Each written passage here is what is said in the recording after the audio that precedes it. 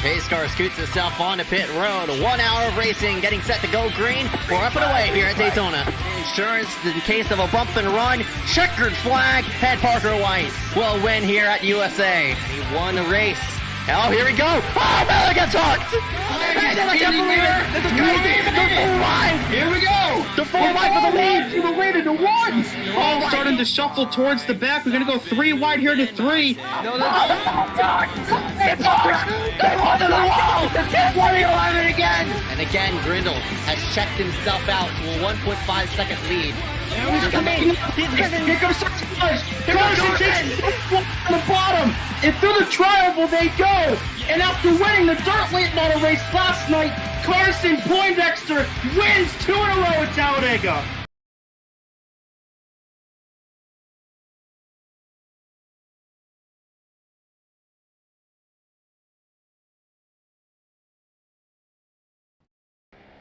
ACOG iRacing Platinum Cup Series presents to you here for tonight Duel number 1 of 2 that will be happening here tonight. Duel number 1, of course, being taking place right now. Duel 2 being taken place at 9 p.m.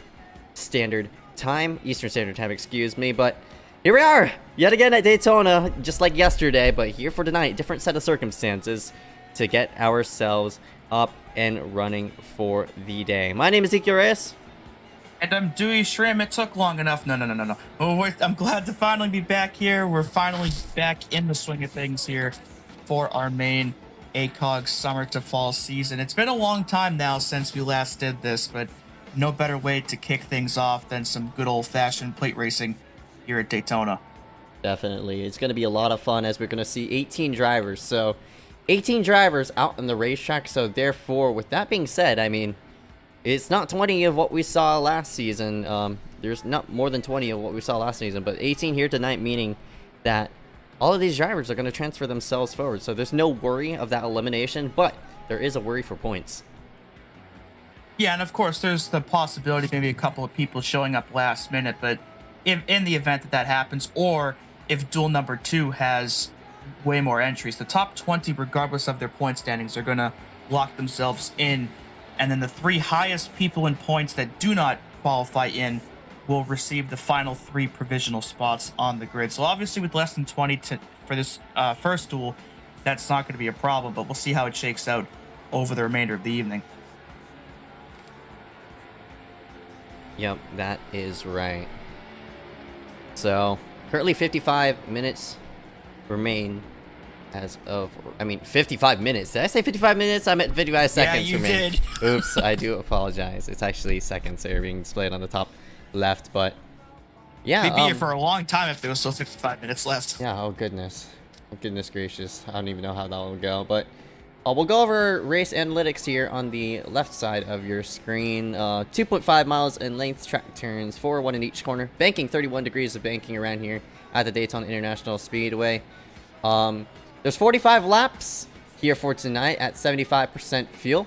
So, that means we will have at least one pit stop, which should be around, I'd say, 27 to maybe 33. But we'll have to see. Yeah, it should be interesting to see if maybe we have some packs that split up that decide to pit on different laps than anyone else, or if we just have a yellow at some point that completely takes all strategy elements out of it. But we've had races that have had both sets of circumstances occur, so it'll be interesting to see which one ends up happening here tonight. Yep, that is right. It seems as though we're going to scoot ourselves to the side here for tonight. Play the national anthem and rise out as we salute our nation's colors.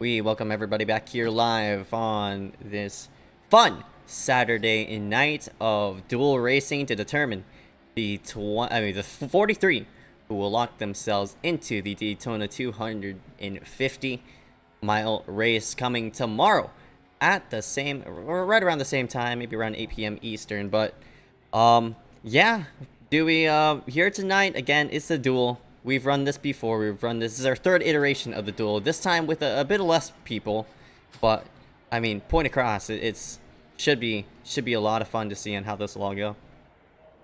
Yeah, it should be a pretty fun one nonetheless, and obviously with the the stress factor of actually trying to qualify in out of the equation with the amount of people in here. Maybe there'll be some risks perhaps that would be taken that may not be taken during the race. Who knows? But sitting here now in qualifying, about 2-ish minutes remaining there, with Joe Burgee currently the fastest of the 4 trucks, oh my god, fastest of the 4 drivers that have taken time here so far.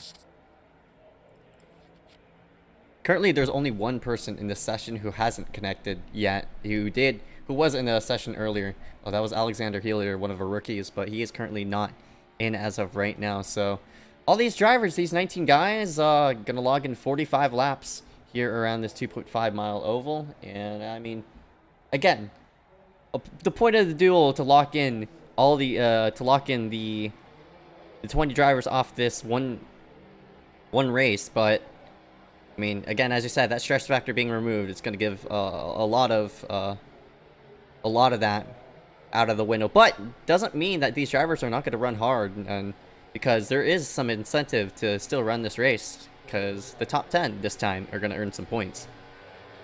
Yeah, and those points are going to go towards, of course, the regular season standings. That could be a big boost perhaps later on in the season to those trying to make a playoff run. And I'm also excited because aside from the little summer series we did with it last year, this is going to be the debut of the next gen car here in ACOG. So we did that little 6-race season with them last summer, but this is going to be the first time that we're really doing a full-out series with these race cars. And so there's going to be tracks that we're going to be running with these cars that maybe some people haven't run with before. So there's going to be a bit of a learning curve, I think, as well, with drafting and things like that here over the course of not only tonight, but over the next couple of weeks. Yep, that is right. One of our rookies right there, Andrew Schultz, in that number 97, working himself off the third corner, will log himself into the start-finish line. Currently, as of right now, sitting 8th, with that sure to be changed. Looks like Mitch Hobbs, barring a last-second change, is going to be on the pole here for our first of 2 duels tonight. And it looks like Andy McDowell there in the 20 will be alongside him in the front row. So it looks like Landon Mills is not going to get his second lap in. And the clock hit 0, and it'll be Mitch Hobbs leading the pack here to green. 8 cars taking time, so the remaining 11 will just be randomized. And it looks like we're going to skip over the warm-up, and we're going to go right into it here for 45 laps here tonight in Duel 1.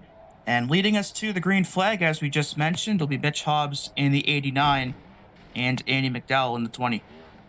Currently, I'm having a bit of issues right now with the graphics, but we will get that up and going here in just a moment. So we'll go ahead and spark off tonight with this starting order. Of course, going to be displayed on the bottom of your screen.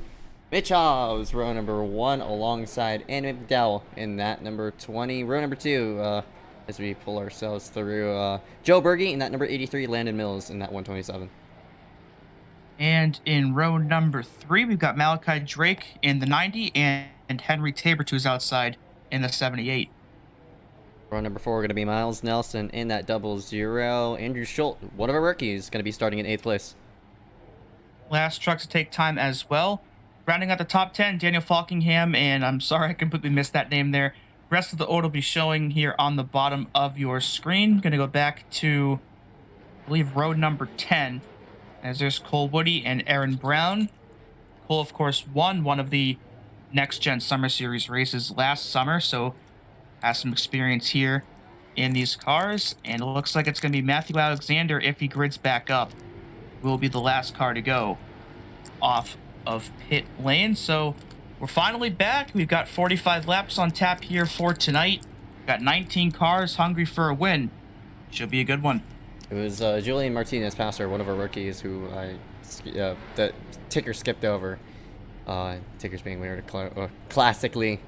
The 77, also Ethan Harrison and Aaron Brown going to be lining up alongside of each other. A few paint schemes aren't loading up for some reason. It should get that refreshed and going here in just a slight, but here we go.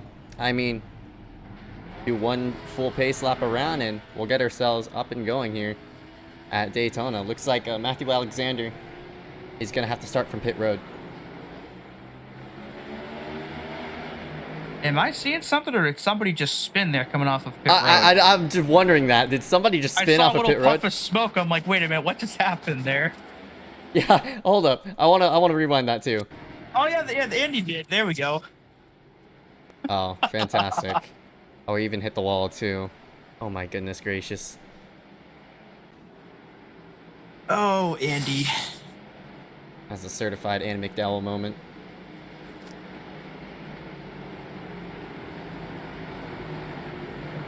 I don't know where that other car is going right there. That's Landon Mills in the 127.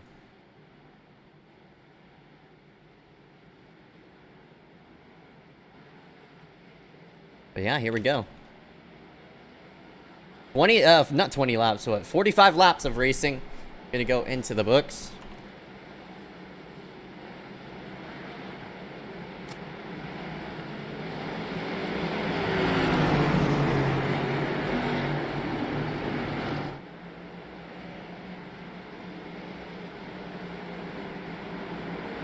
As we work ourselves through 3 and 4.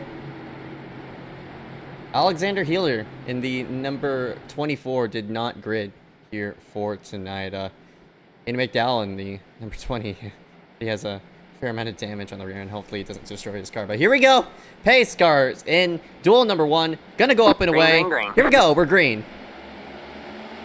And finally, our first points-paying event of the season is underway. As a reminder that the top 10 finishers in this duel do get points that will count towards the regular season points championship.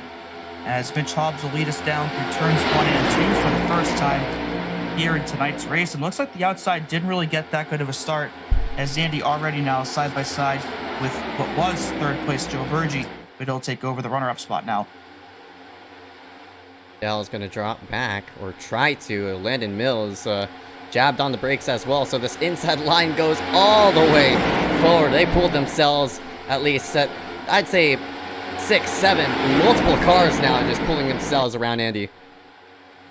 Yeah, I'm not really sure what happened there. Maybe he was trying to drop to the back, but ended up stalling the progress of the outside line if he was doing that.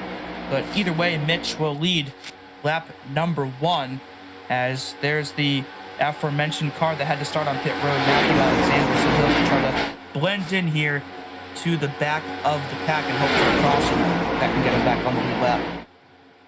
Yeah, it's 22. Matthew Alexander working himself off. Oh! Oh my goodness. All right, man, caution is As out. Caution something is out. happened to Mitch, he came back up the hill, and that is going to be our first caution of the night early here on lap 2. And that 89, unfortunately, is junk. I have no idea was what. weird. Yeah, he would. He was He on was the apron, leading. and all of a sudden he was just flying back up into the field. So we'll see what happened here, but never a good thing when you pan the camera over and there's a car sailing into the entire field. So we'll see what precipitated this. E3, Joe. Oh, did he get loose? Maybe. Oh, I'm not sure. What the heck? That was weird, and got hit again there.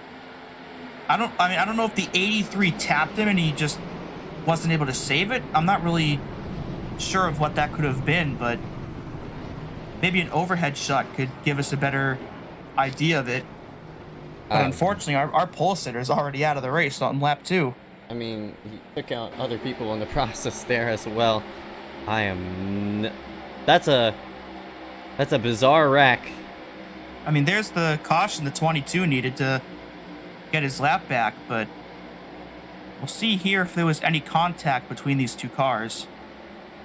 and there wasn't. Drove right into Miles Nelson. What in the world? Hardware issue, maybe? I mean, I'm trying to think of what possibly could have had that happen. Mitch looks like hardware issue. Yep, you were right. Yeah, maybe a wheel disconnection, but a terrible time for it there, of course, leading the pack. And thankfully, more cars weren't taken out, but it's going to be the end of the night for Mitch and likely Miles as well. So, and I think Landon Mills was the car that hit Mitch further back in that. Yeah, we'll get another replay of that incident, but geez, I mean, we only have how many cars in here? Well, it was 19. We're going to be down to probably 17 or 16 now. I mean, again, good break for the 22 of Matthew Alexander. He's going to get the weight to pull himself onto the lead lap, but man, yeah, it looks like... Sounds like he had something unplug. Yeah. First, and it, of course, when that happens, you just have, no control over your car at that point. Good job there by that white car to avoid the spinning 77 of Ethan Harrison. And so, yeah, the 89 and the 00, they're going to be out for the race. Matthew Alexander will now get his lap back, and I think the 127 will be able to continue. But unfortunately, a very early yellow here to start off the evening. Lucky dog to the 22, no surprise. That's Matthew Alexander, who will put himself on the lead lap.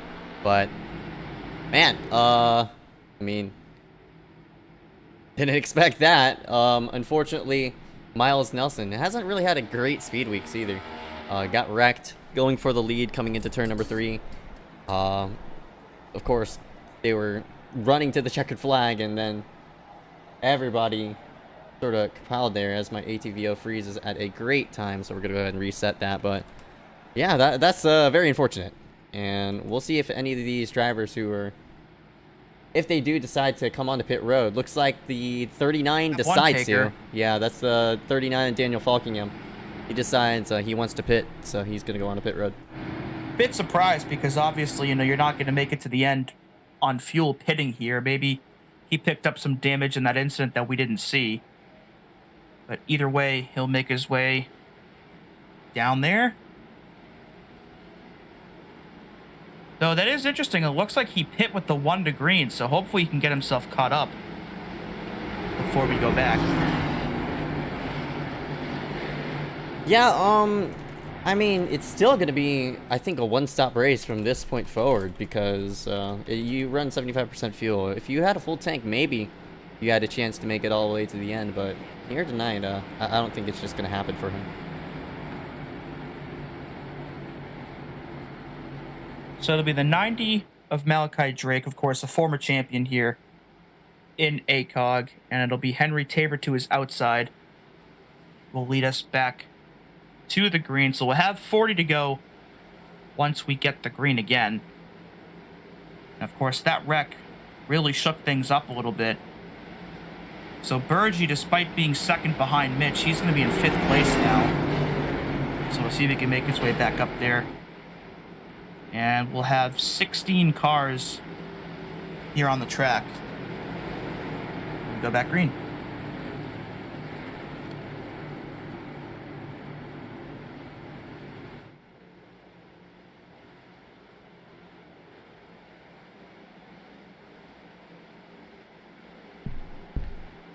Pace car is in.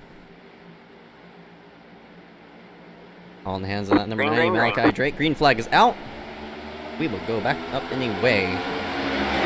Yeah, you mentioned it. That number 90, a Truck Series champion prior, so he does have a lot of statistics to his name. Did make the Final Four last season as a truck finalist, but did not pick up the championship. As well as, I think he did. He was in the Xfinity Series Final Four as well, so. As you see the outside line starting to form up. Looks like about 4 or 5 cars now currently up there. But it'll be Malachi and now Aaron Brown in the 013 leading here on the bottom. the outside on these restarts tend to have a pretty big disadvantage. And now both restarts, the car that restarted in second, in this case Henry Tabor, has fallen quickly outside the top 5 by the time we come around to complete the first lap off the restart. Yeah, I think for these, again, for these first 20-ish laps, everybody's going to get themselves into a nice rhythm, but then once you get past that fuel window, past that, past of when you have to pit, everybody is going to get themselves into a nice rhythm. Like the 56, Marcus Vanderlee does not get a good jump off of that, so he's going to go to the rear. But Miles, Landon Mills, he just disconnected, so looks like another person who will not be able to continue this race. 3 wide now around this mid portion of this field, working around the 78 of Henry Tabor. Oh, and I think someone just tagged the wall there in the 1. That might have been Ethan Harrison in the 77, but you mentioned Marcus Vanderlee just now. He actually lost the draft, so he's going to have to hope for a yellow to catch him back up at some point before this race concludes. And Andy McDowell, who started this race in second, has fallen now outside of the top 10, so not sure if there's any potential issues there, maybe just laying back for a while, but you see him now all the way at the tail end of this pack, as it looks like Klein and Alexander both have also lost this main group. And just 15 cars on this lead lap, so for all these 15 who are in this pack, or actually just 12. So you gotta go scroll all the way back here to Matthew Klein, who's 4 seconds back, also Matthew Alexander. Marcus Vanderlee now is damaged, so... Wow. Was he maybe involved in that first incident and we just didn't see it? Maybe decided not to run out with the damage? Not really sure. Or did something happen off the restart? I'm not really sure what occurred there, but a lot of damage regardless of that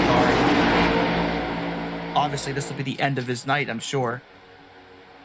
That's unfortunate. As we complete lap number 9, we're down to 14 cars on track, all of which are on the lead lap.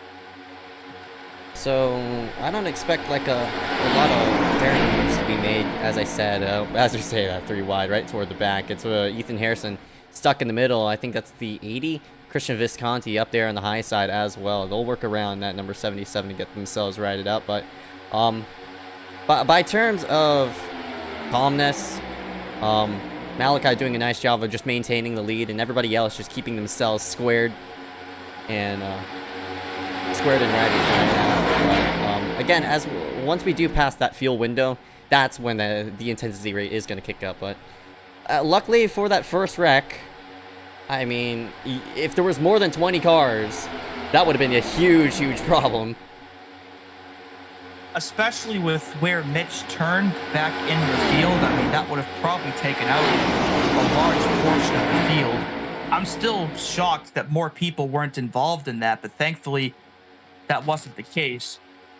But yeah, with only 14 people left, 10 of which getting points at the end of the night, I'm sure it'll probably be a pretty tame race, I would say, till probably about lap 30.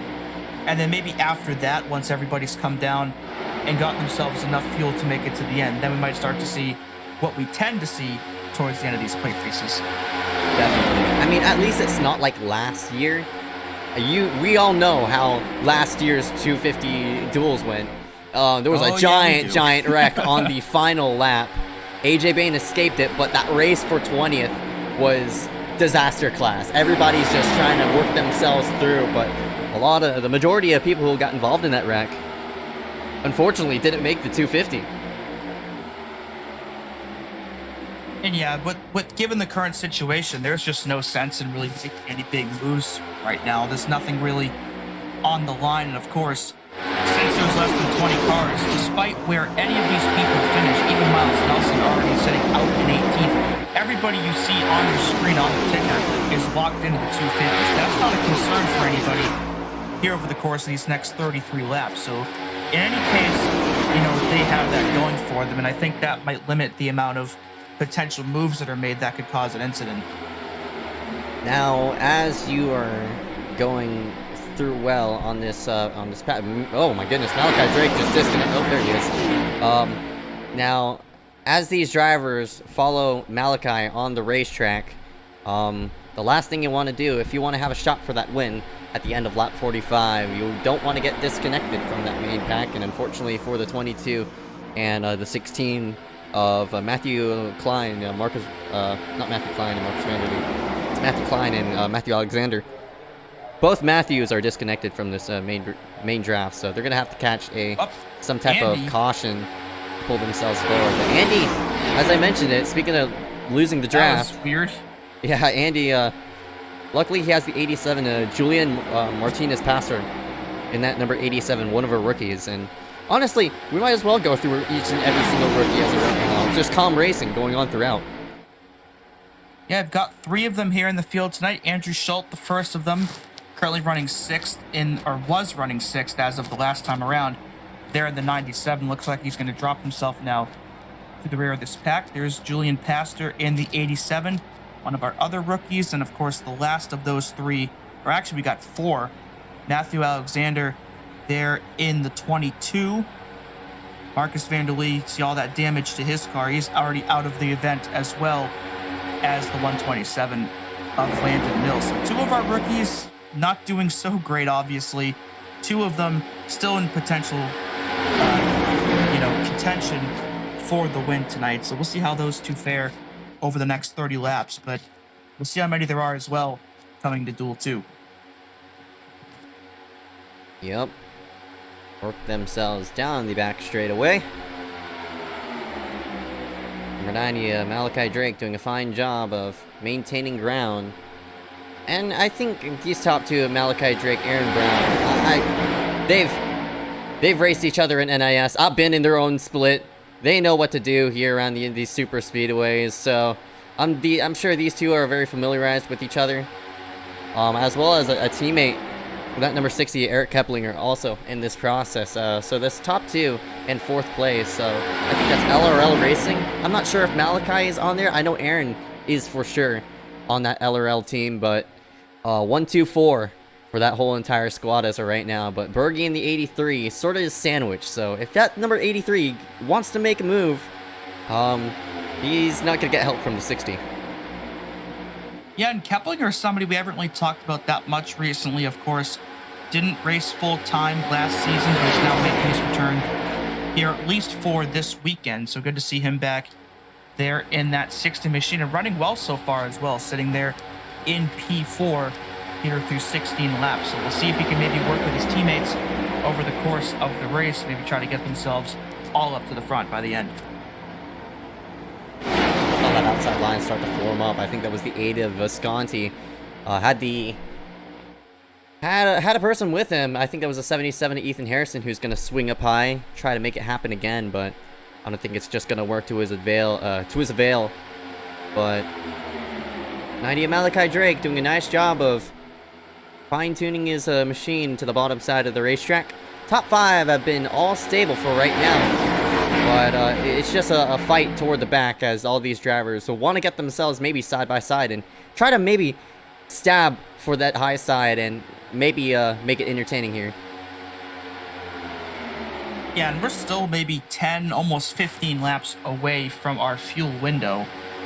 So they'll probably, if I had to guess, we'll probably pit somewhere between laps 28 and 30 as we go on board here with the 20 of Andy McDowell.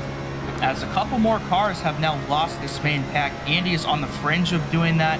Pastor and Schultz have also now dropped out of this main group. So it looks like we've got a pack of about 9, maybe 10 cars here for probably the next couple laps or so. Yeah, there's... Oh! Oh! And There they go. that's going to be a caution as 3 cars are going to spin. 60 of Keplinger, the 39 of Falkingham, the 77 of Harrison all go around here on the front stretch. So second caution of the night here on lap 19. And that's good news for those 4 cars that dropped out of the main pack. We're going to look and see what brought this out. Yeah, man, not really sure. We'll fast forward it here through, but ooh, might have been some pushing gone wrong. Like the 60, Keplinger was looking up. Ooh, there you go. 77 of Ethan Harrison. Poor Falkingham had it missed and got drilled there, trying to avoid it. So like I mentioned at the beginning of the race, I feel like some of this still might be guys trying to learn how this car runs on plate tracks. Like, as again, this is the first time I believe we've run Daytona with these next-gen cars here in this league. So maybe they get loose in an area that the Gen 6 might not have. It could be any number of things, but as you see, there's the contact between the 77 and the 60, as well as the 77 and the 39. Doesn't look like those were too hard of hits, especially with these cars being able to take more, in damage or hits than their former counterparts. So I think these three cars should be okay for the remainder of the night, but we'll be on pit road, I'm sure, to get some repairs done. Good break for all those drivers who did lose that lead pack, so they catch themselves up to the rest of the drivers on pit road. And man, it's gonna be close on the fuel window. It's currently sitting, looks like 35 laps to actually 25 laps to go. No, never mind.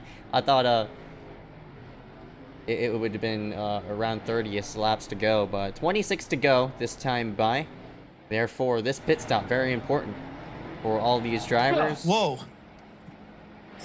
Sorry about that. That was a really bad time for a sneeze. Yeah, the fuel window is going to be pretty close here to the end, so maybe we'll see some saving here under this yellow by these leaders.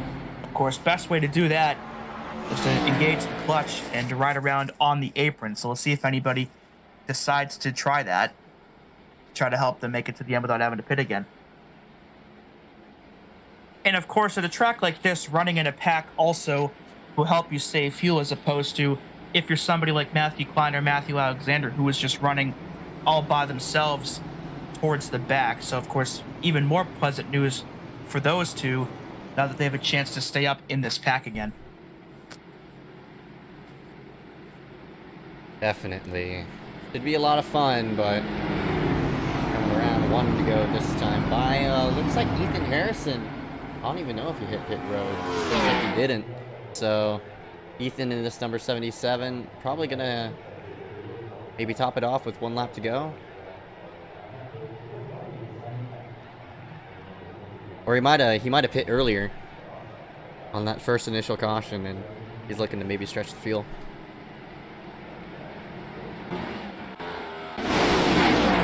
He did not pit, by the way.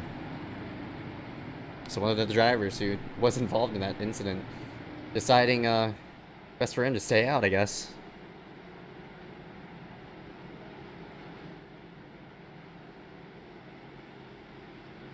Harrison in the 77, one of our various rookies.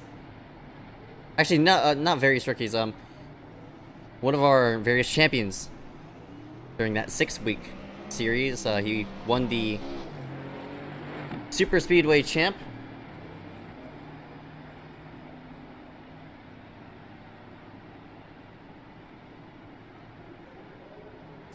Yeah, definitely knows his way around these plate tracks. So see if he can maybe use that experience to net him a victory here tonight. In a good spot, of course, despite that damage. Going to be rolling off here from first, just shy of halfway through this duel. So we'll see if he can keep it up there and get it done. But it's also very interesting that, damage aside, that he didn't pit, because obviously will not be good at the end on fuel. And I'm not sure what's going on here. Yeah, he got the 1 out of 3, so he's getting a late EOL. Yeah, very late decision there. So now he's going to be all the way at the back, and he's going to have to pit again. So not a good spot for him to be in.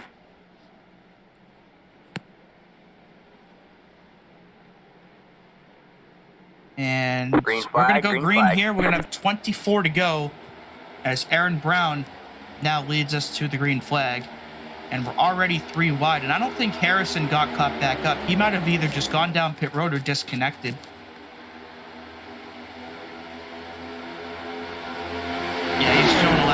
think he may have disconnected just now. So that leaves us now with, I believe, 11 cars left, as Keplinger, I believe, also is now out of the race as a result of the damage he sustained. Oh, and that's a late block by Burgi, and that somehow did not trigger an incident, as he got away with one right there, and I'm sure Malachi probably isn't very happy with the 83 there. Thankfully, no harm, no foul, as one car does get into the wall in the middle of 3 and 4, so a pretty hectic restart there with a lot of different things going on, but it'll be Burgi leading at the stripe.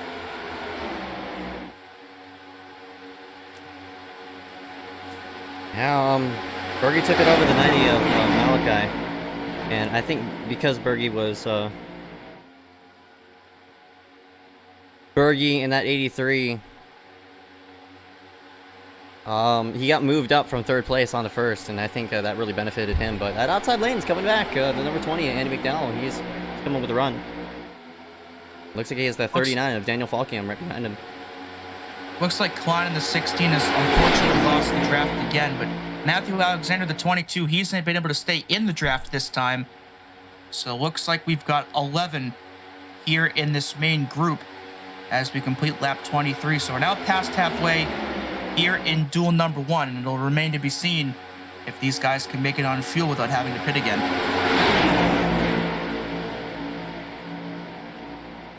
Oh, you see that side drop being a huge factor there. The 78 of Tabor is going to stall out. Now that 78 of Passer, he's going to have to do a lot of pushing here down the straightaway. But luckily for the 39 of Falkingham, I mean, if he can get that 20 and a good run through the corner, it might work to his favor. He's going to turn him. And around goes the 20. Saves it. They both save it. Him and Tabor both. What a save by both of those cars. We're going to stay green, but that just split this pack maybe into 3, as Burgi, Drake, and Brown are now all on their own up at the front. Falkingham and Alexander about half a second behind them, and then it's just everybody else. But a great save nonetheless by both the 20 and the 78. Oh, man. Now we're left with just 5 cars here. And this is going to make it more difficult for them to save fuel. As we mentioned before, running in a big pack helps people save fuel, but now this pack is broken up, so it's going to be much harder to do that now from here on out, unless they can get reformed. Yeah, now Matthew Alexander in the number 22 is going to lead the caboose of this. Never mind, he's going to swing out. Looks like 39 of Falkingham was looking to go with him. Not going to happen, but there's only 5 cars, and now you got this another 5-car train all the way to Tabor in this number 78, who's being pushed by the 20 McDowell. So this is now turned into an interesting fight, as Falkingham is going to decide to pull out in 4th and going to slide back in line right behind Matthew Alexander. And he might lose this top 4. Yeah, if he loses We'll the top 4, it's going to be a disaster. But I mean, he definitely has a lot of time to scoot himself back to that second pack. And if he does lose this front pack,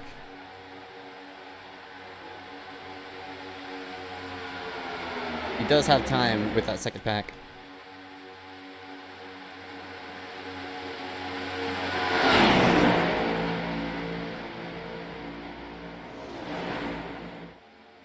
Now Burgi up front. Looks like Visconti in the 80.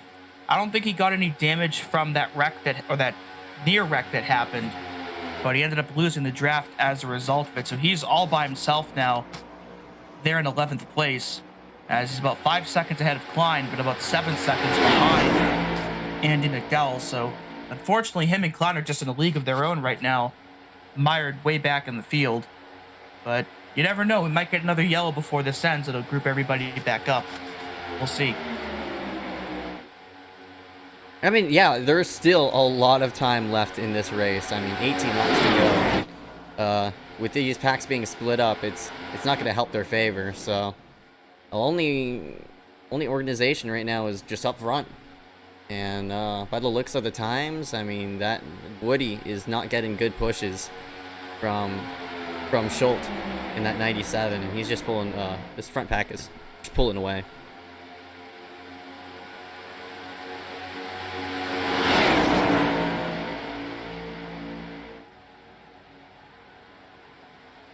$17 to go at the line. Bergie still controlling this pack of 5 here at the front.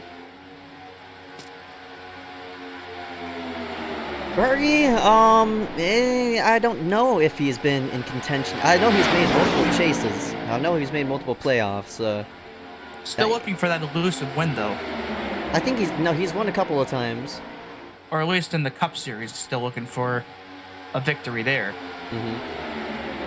And so it's sometimes hard to remember with all the different series that they've been, and you know, with people running in different things. So you know, you sometimes forget that stuff. But I believe he's still looking for his first Cup win, and you know, technically, I would still count this, considering that this is going to be a points-paying event, and I think Visconti in the 80 might have just disconnected. So if this thing stays green, these 2 packs are going to be the 10 that receive points here tonight, as Klein is all by himself now, way back. So with the way it's looking, this pack of 5 and the second pack of 5 are going to be your 10 that receive the extra points to this regular season point standings.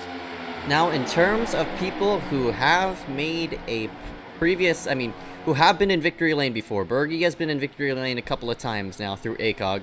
Got the 90 of Malachi Drake in second spot. He's been in victory lane a fair amount of times. Aaron Brown, I think he's been in victory lane before. I'll have to check some statistics about that, but I'm going to go ahead and do that right now because there's not a lot of action on the racetrack, but Daniel Falkingham, of course he's been in victory lane. That is no question. He's been in victory lane multiple times through the iScar banner. But,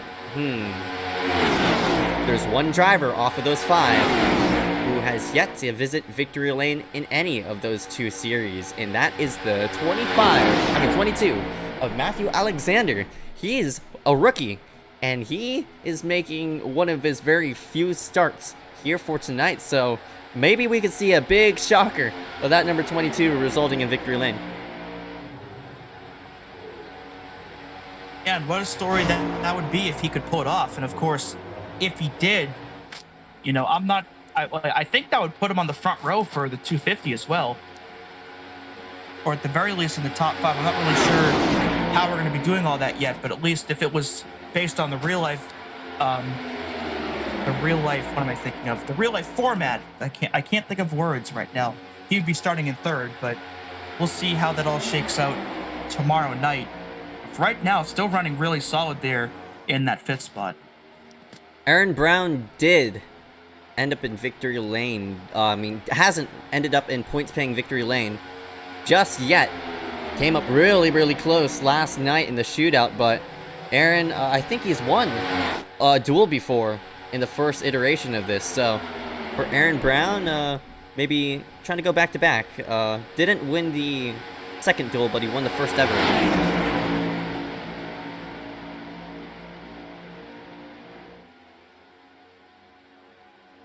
So there's 2 of 5 drivers who have yet to be in victory lane, which is interesting. And in Matthew Alexander's case, he's a rookie coming in here for tonight, making one of his few starts. So that number 22 should be fun to see on how it'll all turn out for him. But as of right now, Joe Bergie in that 83 holds the top spot. Again, it's now 7 seconds all the way back to Cole Woody. Woody is just not getting the pushes he needs, and that gap was like at least 5 seconds. That gap was definitely like 5 seconds, so about like a few laps ago, so it's expanding big time. Woody is just not getting the pushes he needs. Yeah, that second pack, unfortunately, I thought they were going to maybe be able to make up that time, but instead they've lost quite a bit of ground, so they're going to need obviously a caution to get themselves back into this. But the top 5 towards the front, they've been running single file in basically the same order since that incident between McDowell and Tabor occurred, so they're just taking it easy for right now, and if they're smart, I would just stay like this maybe until about 2 laps to go. Just don't risk anything. Just go to the end. Yeah, no doubt about it. it's just you 5 by yourself as you see the 16 and Matthew Klein hit pit road. But I mean, yeah, you're all by yourself. You might as well go ahead and just wait it out. But it's a long way until that 2 lap to go mark. And with these next gens, knowing the draft package and knowing how crazy these runs become, as Aaron Brown is going to drop himself to the apron and go to the back. But in terms of like runs and draft and such like that, it's going to be definitely interesting to see on how this will go. All right, man. Oh my gosh, they wrecked it back there. I can't say I'm surprised, but you know, that does happen a lot in plate races where the second pack will just all of a sudden wreck when you least expect them to. And in this case, they have, and it looks like Andrew Schultz in the 97 is the one with an issue. Ooh. And ooh. Wow, Andy just straight up ran Schultz over. Luckily he didn't hit anything, but definitely. Yeah, backed it into the outside wall, but didn't look like that was too bad, so just probably needs 4 fresh tires and he should be good to go. That didn't look like very hard of a hit at all. Oh no, definitely just too hard of a push from Andy there. Yeah. And yeah, just tagged kissed it.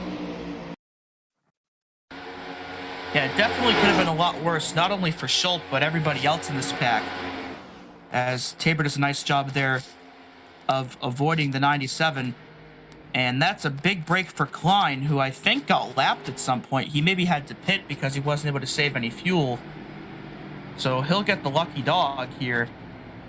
And it'll allow him to catch back up to the tail end and maybe get another chance here to pick up some spots.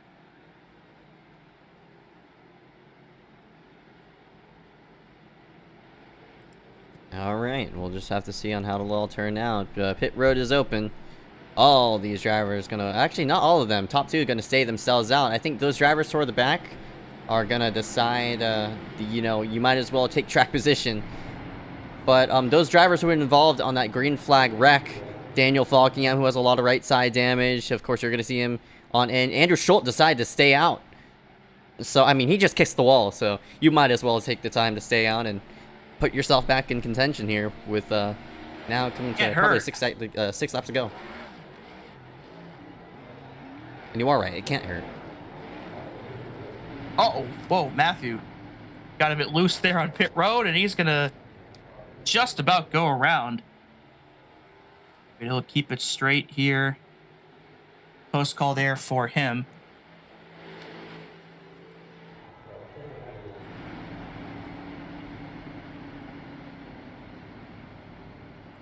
So now we're going to change up the order just a slight bit. Falkingham is going to come out 5th, actually. He only lost 1 spot. So all those drivers who decided to take the time, work on their car, and get as much optional as they can repaired, you might as well take the time. I mean, there's not a lot of cars on the lead lap. The pace cars in turn number 3. Julian Martinez, passer, just took all that time to go ahead and sneak himself on, to take the time to work himself onto pit road. So Matthew Klein in the number 16, he's going to get the wave around as we said. Now he's going to be lead lap. So now 11 of these 18 drivers are going to be on the racetrack. I mean, on the lead lap, excuse me. Well, actually, both ways.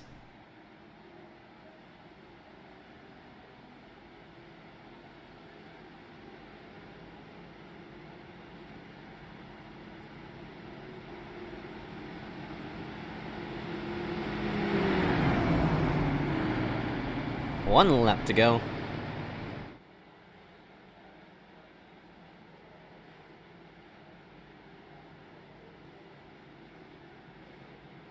And he gets the EOL for causing the incident.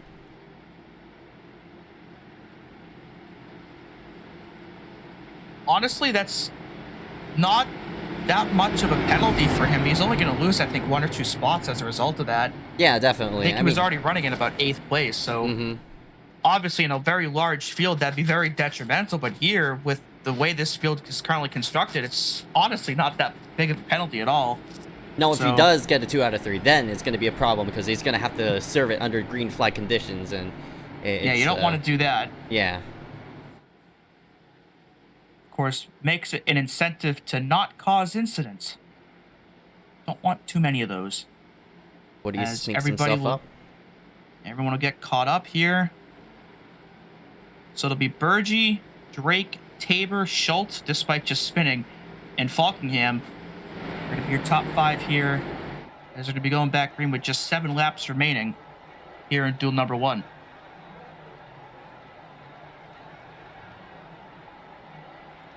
Should be a lot of fun. I mean, 7 laps to go. Once we take the green, not a lot of cars. Just gonna be a sprint. So even less than the classic Carb Cup shootout. So it should be a lot of fun to see on how this all go. Bergie in the 83 gonna go to the restart zone, and this is something fairly new. Again, iRacing has added the restart zones that everybody has to oblige by. So the 83 now hits that restart box. He'll go up and away and get himself rolling, but he got a big jump into that first corner because that car right behind him, Henry Tabor, did not get going. He's going to have a huge run coming to Bergie. Yeah, and Malachi didn't really get going either, and you see how quickly the Tabor caught up, and he's going to swing up to the outside lane, and he's going to take Falkingham in the 39 with him. So to the race lead goes Henry Tabor in the 78 for the first time tonight, and Bergie's getting shuffled pretty far back now, as despite how good of a restart that looked, I mean, it really cost him there. Oh, definitely. I mean, that's the thing about super speedway racing. You do not want to have a good restart. I mean, it sounds awkward on paper to say that, but you don't want to pull out too far ahead. And now Malachi, despite getting a poor restart, is now going to actually lead the field at the stripe, just barely, I believe, over Tabor, as we'll now just have 6 laps to go here in Duel 1. High side, Malachi is washing a lane up. You're gonna typically see at least a lane and a half between the cars up on the high side versus the cars down low. That's due to the side draft.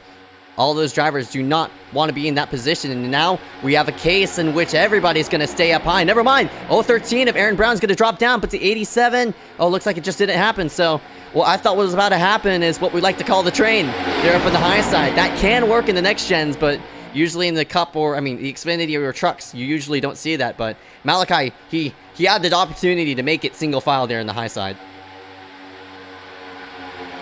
As we hit 5 to go here in our first heat, Malachi leading us through turns 1 and 2. It's getting down to crunch time here. No doubt about it. 11 cars all in contention for the win, as Matthew Conn in the 16 trying to hang on to this main pack. We'll see which one of these 11 comes out victorious here tonight.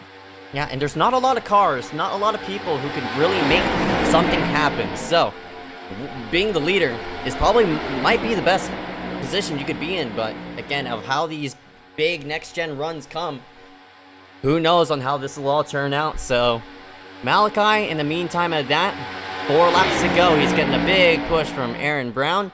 But that outside line starting to stack up. What can Woody do to push that 39? And the help just fell out. Yeah, just as we thought the outside was going to be, or starting to form up more, it just kind of collapsed there. It's only Falkingham and Woody up there right now, and Alexander a couple car lanes back. So it's looking pretty good right now for Malachi and Aaron, as they're all by themselves now up at the front. Oh man, Andy got stalled in big time there. Looks like got a bit of side draft, and it pulled him back, but luckily has the help from the 83 of Joe Bergie to help in pursuit of that inside line. He'll scoot himself into 5th if that inside line starts to pull forward and clear that number 39 of Daniel Falkingham. But right now, just sort of boxed in line. That 20 can't really do anything as we hit 3 laps to go.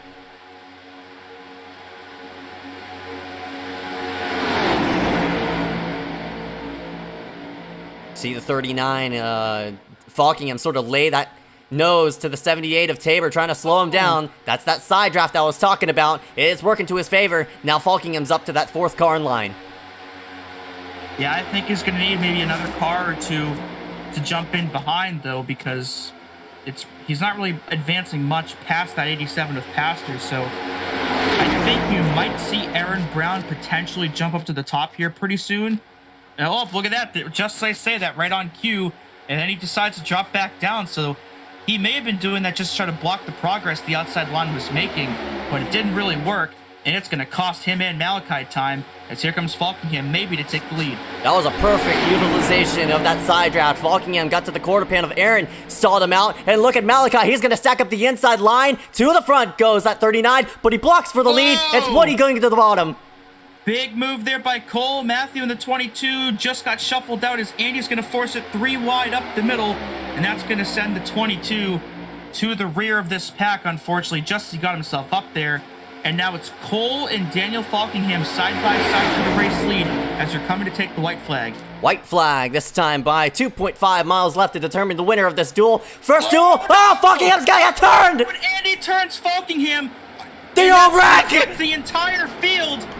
No caution, huge hit for the 87 of Pastor, and the only two that escaped it are Andy McDowell and Joe Burgee. Everybody else just got swept up in that incident, and despite it happening before the line, the caution was not displayed, so it'll be down to these two to determine the winner. Okay, now it's all in a matter of Bergie. Bergie needs to back up the corner and maybe get a run at the 20, but these next gens are stalling out. Bergie gets across the bomber! Burgee times it perfectly and comes down to the bottom, and they're going to be side by side at a turn 4 as Andy, you can see, is trying to got a side draft. He has to side draft him. He clears him. And Andy clears Burgee, and at the line, it's going to be Andy McDowell taking the win here in duel number 1. Oh my goodness! What a victory! Burgee had it. I mean, what a move! The side draft is so much more prevalent now, and Andy used it perfectly, and just as we thought Burgee was going to steal it, he stole it right back. Oh my gosh. McDowell. Well, the funny thing about this is, McDowell's not going to win $5, actually. He is going to win some Discord Nitro, though, because I did make a pre-race bet with that number 20. That was, I cannot believe the caution didn't call. I mean, that didn't come out. I'm kind of speechless about that because that wreck was way before the line, and I've seen wrecks after the line in which the caution still flies anyway, but here this time, total opposite, and Andy McDowell is going to come out victorious. Yeah, we got to get a look and see what happened there at the end of that race, or the end of the white 2 to go, because that was a huge wreck that happened. But Andy comes out victorious nonetheless. As, again, this wreck actually started before they took the white flag, but the caution, despite that, was not displayed. As Cole and Daniel were side by side here out of turn 4, and I believe Andy right here just gave a bad tap to Daniel, similar to what happened with him and Andrew Schultz a couple laps prior. And it just collected everybody. You could see Burgee escaping it, and Andy moves up just in time to avoid Daniel spinning back up the track, and it just clogs the hill, and it takes everybody else out. You know who I thought had a chance to avoid that wreck? The 16 of Klein. No. Oh no, he had it missed. Klein had it missed. And we'll have to get another look at this as well, because the 87 of Pastor hit really hard in the inside wall at the tail end of this.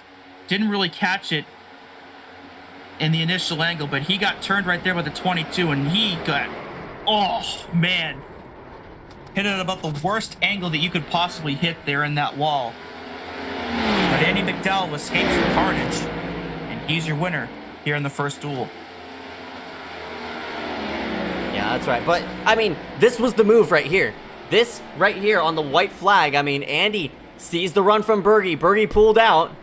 But, man, Burgee made a huge charge, and that was a great crossover. That was an amazing crossover. Had it right here.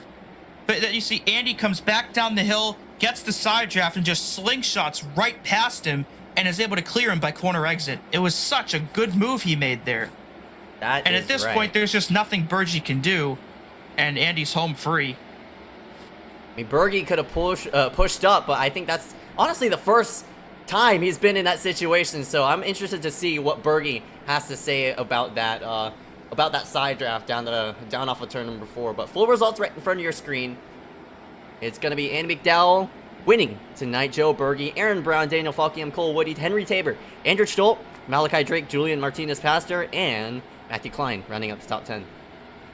And the rest of your field, Matthew Alexander, Christian Visconti, Ethan Harrison, Eric Keplinger, Marcus Vanderlee, Landon Mills, Mitch Hobbs, and Miles Nelson round out your field.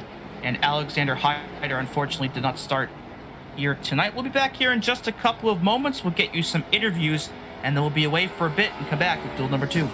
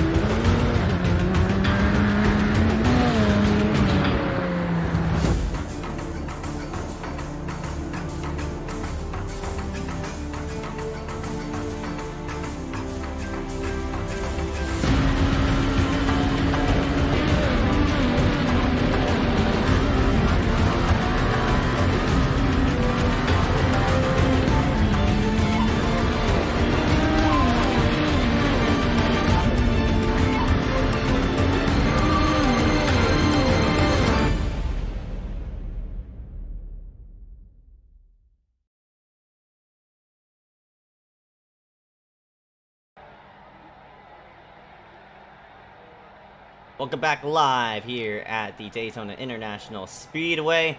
What a race.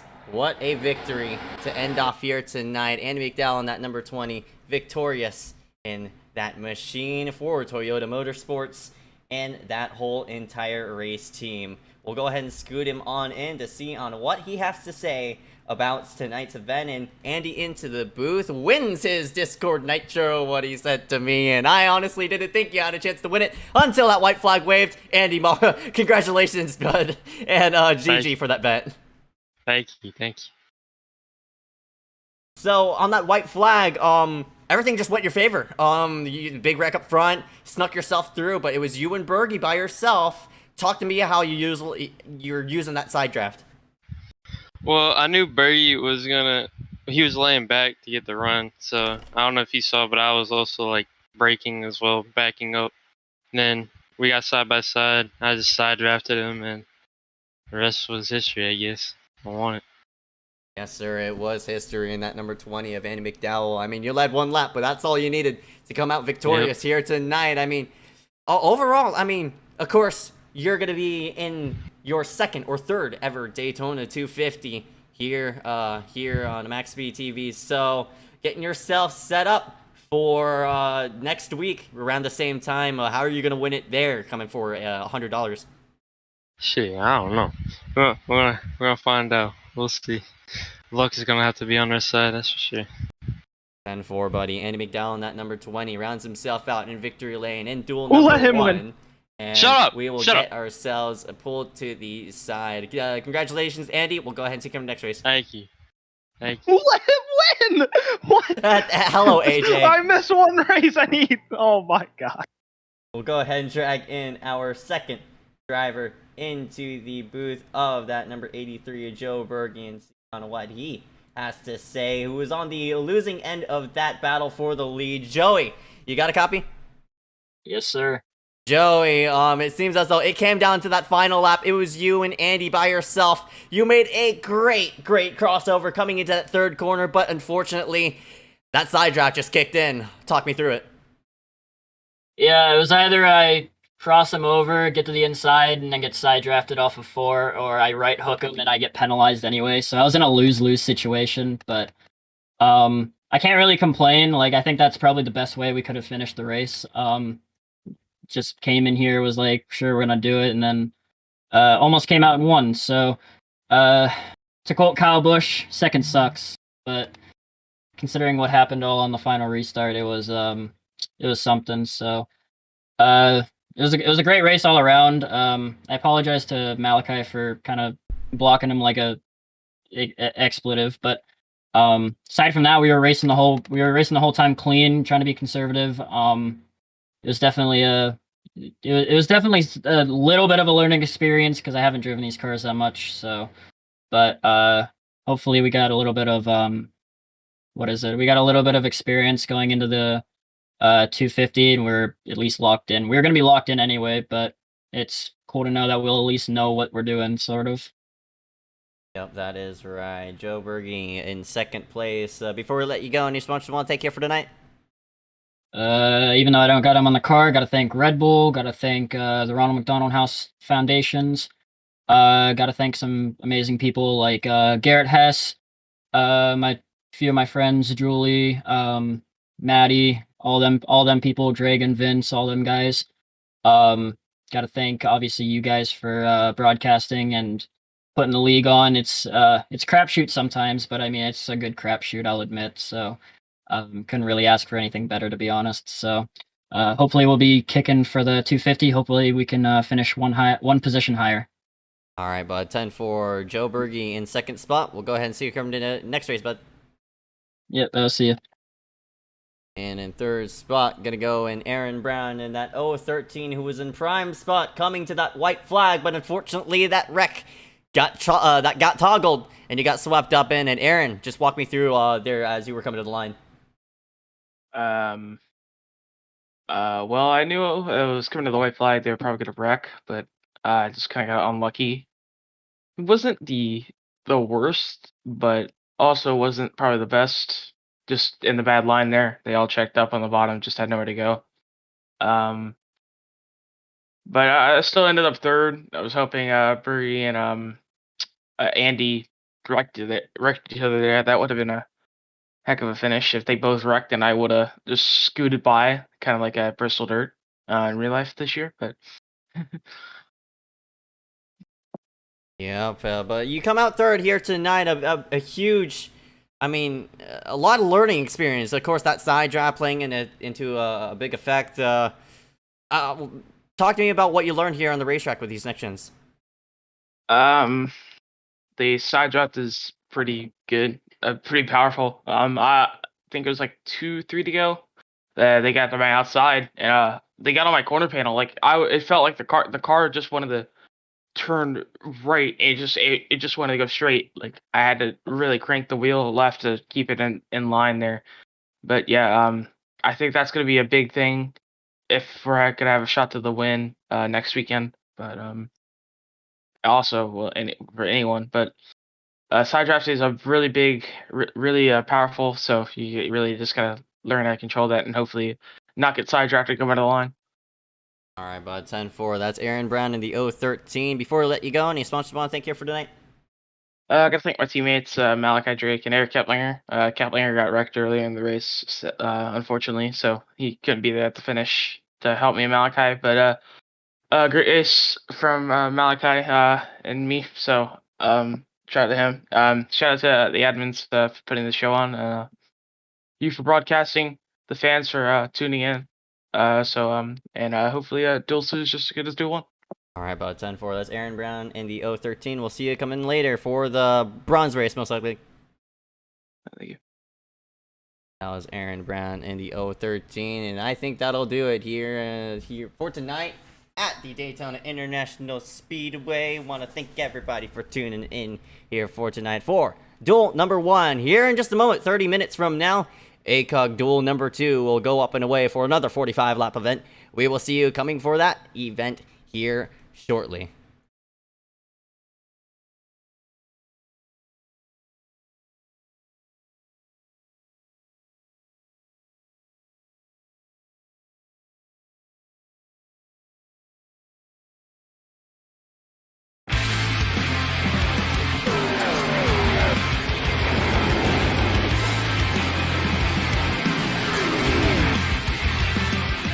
As this pace car scoots itself onto pit road, 1 hour of racing getting set to go green. We're up and away here at Daytona. Insurance in case of a bump and run. Checkered flag. Head Parker White will win here at USA. He won the race. Oh, here we go. Oh, Miller gets hooked. I can't believe it. This is crazy. They're full wide. Here we go. They're full wide for the lead. She went to 1. All starting to shuffle towards the back. We're going to go 3 wide here to 3. They run to the wall. It's 1-11 again. And again, Grindle has checked himself out to a 1.5 second lead. He's coming. Here comes Splash. Carson takes on the bottom. And through the triangle they go. And after winning the dirt late model race last night, Carson Poindexter wins 2 in a row at Talladega.